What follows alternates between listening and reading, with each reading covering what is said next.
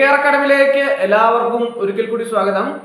40 വയസ്സിന് മുകളിലുള്ളവർക്ക് PSCയിൽ ജോലി സാധ്യതയെ സംബന്ധിച്ച് ഒരു ക്ലാസ് എടുക്കാമോ എന്ന് ഉദ്യോഗാർത്ഥികൾ ധാരാളം പേര് ആവശ്യപ്പെട്ടിട്ടുണ്ടായിരുന്നു. അപ്പോൾ അതിൻ്റെ അടിസ്ഥാനത്തിലാണ് ഞാൻ ഇങ്ങനെയൊരു ക്ലാസ് തയ്യാറാക്കിയിട്ടുള്ളത്.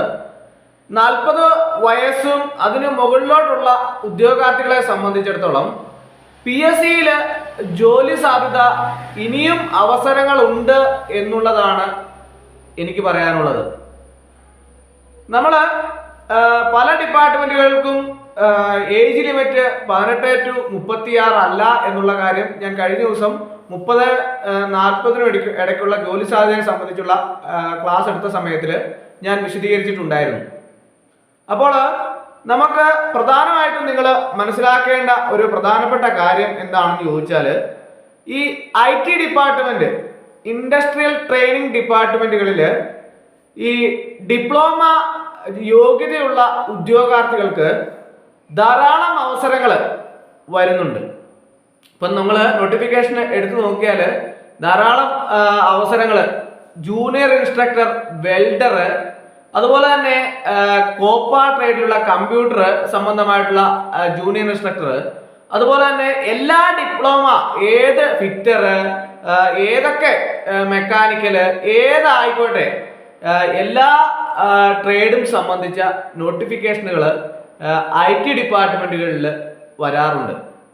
അവിടെ ഏജ് ലിമിറ്റ് എന്ന് പറയുന്നത് ജനറൽ കാറ്റഗറിയാണ് പറയുന്നത്. 19 to 44 അവിടെ ഏജ് ലിമിറ്റ്.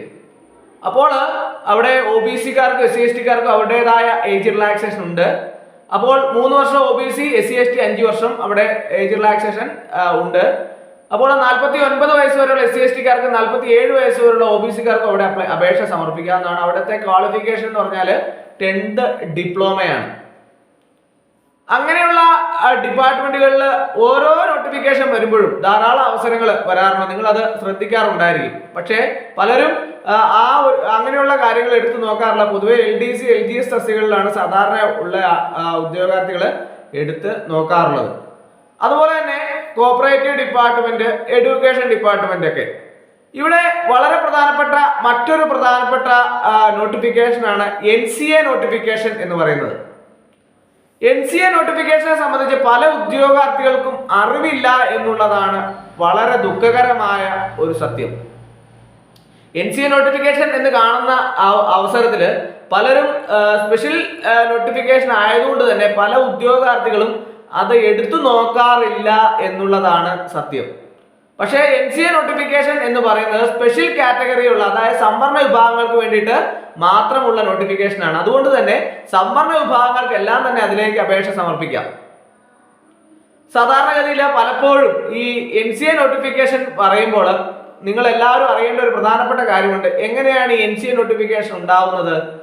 NCA നോട്ടിഫിക്കേഷൻ ഉണ്ടാവുന്നത് നമ്മളിപ്പോൾ ഒരു തസ്തികയിലേക്ക് അപേക്ഷ വിളിക്കുന്ന അവസരത്തിൽ റാങ്ക് ലിസ്റ്റ് ഇട്ടു, ഇത്ര പേരുടെ ഒഴിവാണ്, ഒഴിവ് കണക്കാക്കിയാണ്, ഒഴിവിന്റെ അടിസ്ഥാനത്തിലാണ് ലിസ്റ്റുകൾ പ്രസിദ്ധീകരിക്കുന്നത്. അങ്ങനെ ലിസ്റ്റുകൾ പ്രസിദ്ധീകരിച്ച് അതിന് ശേഷം റാങ്ക് ലിസ്റ്റിന്റെ പരമാവധി കാലാവധി എന്ന് പറയുന്നത് 3 വർഷമാണ്. പ്രസ്തുത കാലാവധിക്ക് ഉള്ളിൽ വരുന്ന വേക്കൻസികളെല്ലാം തന്നെ ഇതിൽ നിന്ന് ആഡ് ചെയ്യും. അങ്ങനെ വരുമ്പോൾ ലിസ്റ്റിൽ സ്പെഷ്യൽ കാറ്റഗറി റൊട്ടേഷൻ കറങ്ങി വരുന്ന അവസരത്തിൽ സംവരണ വിഭാഗങ്ങൾ ഏതെങ്കിലും അവസരത്തിൽ ഇല്ലാതെ വരുന്ന അവസരത്തിൽ എന്ത് ചെയ്യും? സപ്ലിമെന്റ് ലിസ്റ്റും ഇല്ല, മെയിൻ ലിസ്റ്റും ഇല്ലാതെ വരുന്ന അവസരത്തിൽ NCA നോട്ടിഫിക്കേഷൻ കൊടുക്കും. NCA നോട്ടിഫിക്കേഷൻ കൊടുത്തതിന് ശേഷം ആ സംവരണ വിഭാഗം, ഇപ്പൊ OBC ആയിക്കോട്ടെ, SC/ST ആയിക്കോട്ടെ, ഏത് സംവരണ വിഭാഗമാണെങ്കിലും ആ സംവരണ വിഭാഗത്തിന് വേണ്ടി മാത്രമായിട്ട് സ്പെഷ്യൽ നോട്ടിഫിക്കേഷൻ കൊടുക്കും. അതാണ് NCA നോട്ടിഫിക്കേഷൻ. അങ്ങനെ കൊടുത്ത് അതിന്റെ പരീക്ഷ നടത്തി ആ ലിസ്റ്റ് ഇട്ട് അത് ഈ തസ്തികയിലേക്ക് ആഡ് ചെയ്ത് അത് റൊട്ടേഷൻ കണ്ടിന്യൂ ചെയ്ത് പോവുകയാണ് ചെയ്യുന്നത്.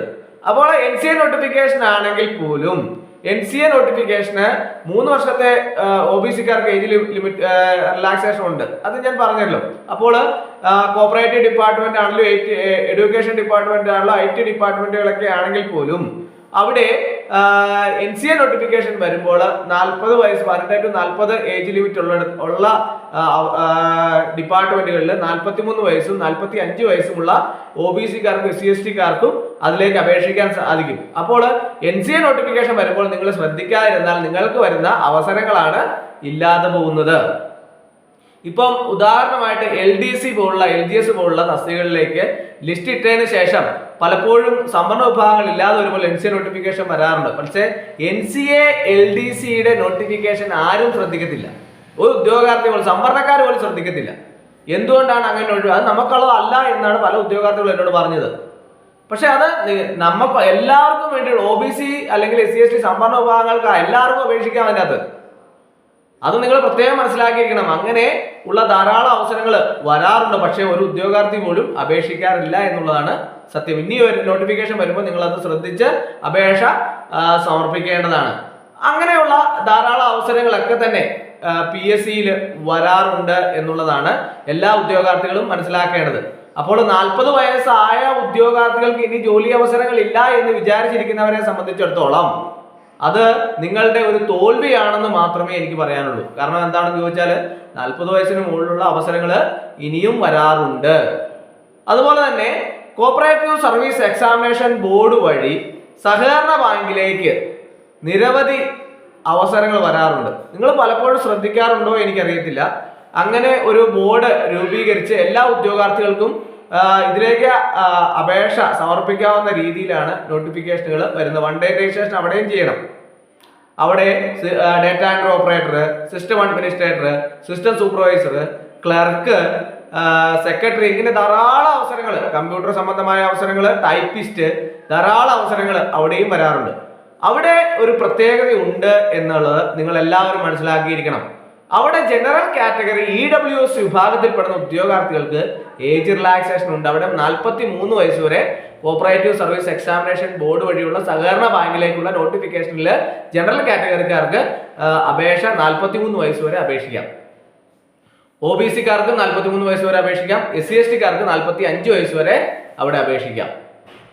അതുപോലെ തന്നെ ഉദ്യോഗാർത്ഥികൾക്ക് പലപ്പോഴും അറിയാൻ വയ്യാഞ്ഞിട്ടാണോ എന്നറിയില്ല, കോപ്പറേറ്റീവ് സർവീസ് എക്സാമിനേഷൻ ബോർഡ് വഴി സഹകരണ ബാങ്കിലേക്ക് നടത്തുന്ന നോട്ടിഫിക്കേഷനിൽ പല ഉദ്യോഗാർത്ഥികളും അപേക്ഷ സമർപ്പിക്കാറില്ല. എന്തുകൊണ്ടാണെന്ന് ചോദിച്ചാൽ അത് രാഷ്ട്രീയക്കാര് മുൻകൂട്ടി എടുത്ത് അല്ലെങ്കിൽ അവിടുത്തെ ബോർഡ് മുൻകൂട്ടി ഉദ്യോഗസ്ഥരെ നിയമിച്ചതിന് ശേഷമാണ് പരീക്ഷ നടത്തുന്നതെന്ന് പല ഉദ്യോഗാർത്ഥികൾക്കും തെറ്റിദ്ധാരണയുണ്ട്. പക്ഷേ ആ തെറ്റിദ്ധാരണയുടെ ആവശ്യമില്ല.